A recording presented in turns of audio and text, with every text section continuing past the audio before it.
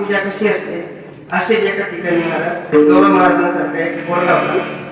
ते बाबा रोज पूजा करायचे. पण गौरव महाराजांना एक दिवशी सांगितलं बाबांनी, गौरव महाराज दादा मी अशा अशा कामासाठी तालुक्याला चाललोय, शिवगाण्याला चाललोय, तर काय कर आज देवांची पूजा तू कर. तर गौरव महाराजांना पूजा करायचा लई कंटाळा. गौरव महाराजांनी सांगितलं ठीक आहे बाबा. बाबांचा आदेश म्हटलं बरोबर.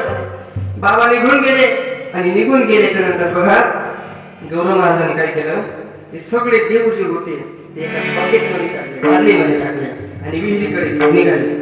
आणि विहिरीकडे एक निघाल्याच्या नंतर ते देव सोडले विहिरीत मारले आणि वरती काढले तर त्याच्यात एक देव कमी होत. एक देव कमी होत. मग गौरव महाराजांनी विचार केला एक देव कमी आहे म्हणजे एक देवाने आत्महत्या केली, आता त्यांना काय पडलं, सुतक पडलं, म्हणून यांना गंध लावायचा नाही, तिने तसेच ठेवून. ते बाबा संध्याकाळी आले आणि बाबा संध्याकाळी आल्याच्या नंतर बाळा पूजा केली होती का.